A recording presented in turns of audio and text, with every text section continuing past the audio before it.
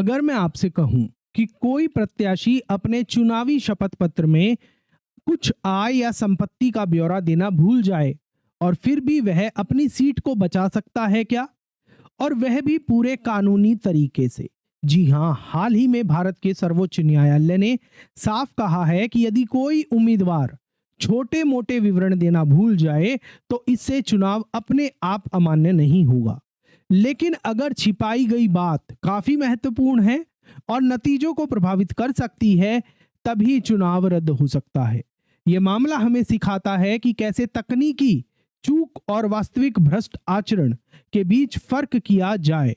अगर आप कानून के विद्यार्थी हैं, वकालत करने वाले हैं और न्यायिक परीक्षा के अभ्यर्थी हैं, तो ये केस आपके लिए सोने की खान है। तो चलिए सबसे पहले हम समझते हैं मामला क्या था।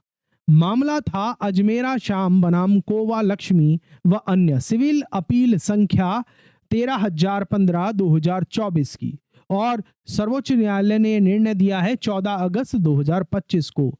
अजमेरा श्याम बनाम कोवा लक्ष्मी व अन्य, फैसला याद रखिएगा। और जज कौन कौन थे इसके अंदर? न्यायमूर्ति सूर्यकांत और न्यायमूर्ति एन कोटेश्वर सिंह।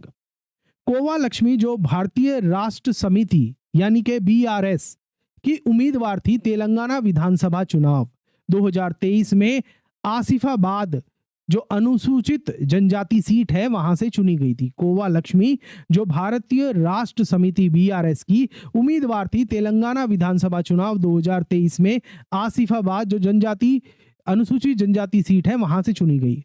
उन्होंने अपने फॉर्म 26 शपथ पत्र में अपनी संपत्ति, पैन नंबर, पेशा, जिला परिषद अध्यक्ष के रूप में मानदेय और आय का स्रोत बताया।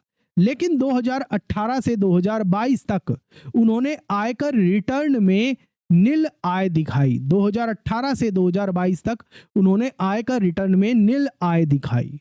अपीलकर्ता जो अजमेरा श्याम जो कांग्रेस से थे, उन्होंने ये कहा कि यह आय विवरण न देना मतलब गलत नामांकन और भ्रष्ट आचरण है। तेलंगाना हाई कोर्ट ने चुनाव याचिका खारिज कर दी और जब यह मामला सुप्रीम कोर्ट में आया तो सुप्रीम कोर्ट ने भी यही कहा। और यहां पर ध्यान दीजिएगा, जो जीत का अंतर था वो 22,998 वोट का था। अब कानूनी ढांचे की बात करते हैं। कानूनी ढांचे के अंदर जो सबसे पहले आता है वो आता है फॉर्म नंबर 26, जो चुनाव नियम 1961 की नियम 4A के तहत प्रत्याशी को संपत्ति, देनदारी, पैन और पिछले 5 सालों के आयकर रिटर्न बताने होते हैं। और दूसरा है लोक प्रतिनिधित्व अधिनियम 1951, उसकी धारा 100 उपधारा 1B, चुनाव अमान्य होगा अगर भ्रष्ट आचरण सिद्ध हो जाए।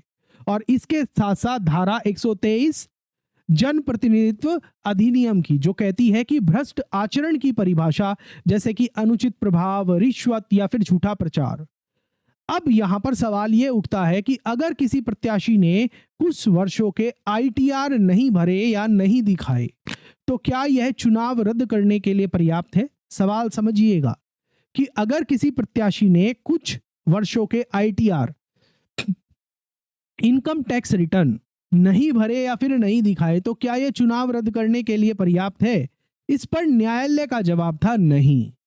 ध्यान से सुनिएगा, न्यायालय ने कहा नहीं, चुनाव रद्द नहीं हो सकते इससे। केवल वही कमी चुनाव अमान्य करेगी जो महत्वपूर्ण हो, सब्सटेंशियल हो और जिससे चुनाव प्रभावित हो सकता हो। सिर्फ छोटी तकनीकी कमी से चुनाव रद्द नहीं होगा।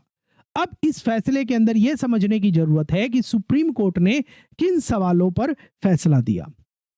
जो पहला सवाल था वो ये था कि क्या नामांकन गलत स्वीकार हुआ, क्योंकि फॉर्म 26 में पिछले 5 सालों की आय नहीं दिखाई गई थी। दूसरा सवाल यह था कि क्या यह भ्रष्ट आचरण है, यानी धारा 123 उपधारा 2 के तहत मतदाताओं से जानकारी छिपाना वो भ्रष्ट आचरण है क्या? और तीसरा, क्या यह गैर अनुपालन है, यानी अधिनियम नियम का उल्लंघन जो चुनाव को अमान्य कर सके। इस पर जो न्यायालय का पक्ष है, न्यायालय का तर्क है, सोच है, वो ये है, न्यायालय कहता है कि देखो क्या खुलासा हुआ और क्या नहीं हुआ। फिर उसके बाद उसका प्रभाव देखो, क्या वह कभी मतदाताओं को गुमराह कर सकती थी? अगर हाँ, और ये अगर गंभीर है, तभी चुनाव रद्द होगा, और अगर गंभीर नहीं है, केवल तकनीकी है, तो चुनाव वैध रहेगा। यहां पर लक्ष्मी जी ने संपत्ति और आय के स्रोत बताए, केवल आईटीआर के कुछ सालों का ब्यौरा नहीं दिया। कोर्ट ने कहा यह जानकारी से जुड़ी चूक है, संपत्ति छुपाना नहीं है। अब आगे हम बात करते हैं न्यायालय की कुछ मुख्य बातों की। सबसे पहली बात न्यायालय ने यह कही कि कोई झूठ नहीं बोला गया है, प्रत्याशी ने संपत्ति नहीं छुपाई है, बस आईटीआर में कुछ साल खाली रह गए। दूसरा, महत्वपूर्णता की कसौटी के ऊपर सर्वोच्च न्यायालय ने कहा कि सवाल यह है कि क्या यह कभी इतनी बड़ी थी, क्या यह कमी इतनी बड़ी थी कि चुनाव परिणाम बदल सकता था? अगर हां, तो चुनाव अमान्य होंगे, और अगर नहीं, तो चुनाव वैध रहेंगे। तीसरा, आईटीआर बनाम संपत्ति। आईटीआर तो सिर्फ संपत्ति और आय स्रोत की तस्वीर भर है। अगर संपत्ति और स्रोत पहले ही बताए हुए हैं, तो आईटीआर न दिखाना सिर्फ एक तकनीकी कमी है, भ्रष्ट आचरण नहीं है। और चौथा जो तर्क था, चौथा जो पॉइंट सर्वोच्च न्यायालय की तरफ से कहा गया, वो था विशेष आरोपों पर जवाब के रिगार्डिंग। सर्वोच्च न्यायालय ने कहा जो मानदेय है, ऑनरेरियम है, वो छुपाया गया, नहीं छुपाया गया, उसके बारे में सारा ब्यौरा दिया गया।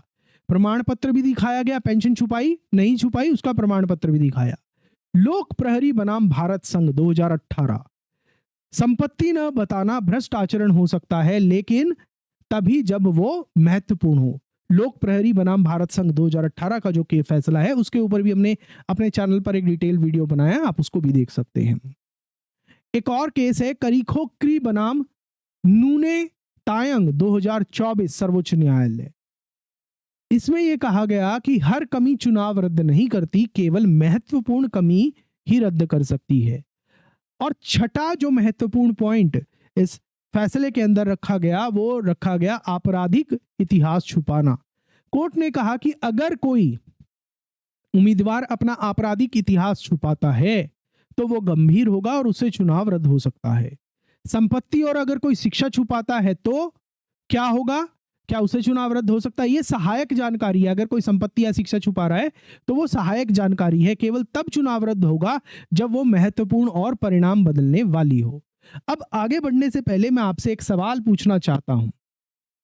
क्या आपको लगता है कि फॉर्म 26 में छोटी भूल माफ होनी चाहिए, या फिर हर छोटी चूक पर भी चुनाव रद्द होना चाहिए, ताकि प्रत्याशी ज्यादा सावधान रहे? नीचे कमेंट में अपनी राय जरूर बताइएगा।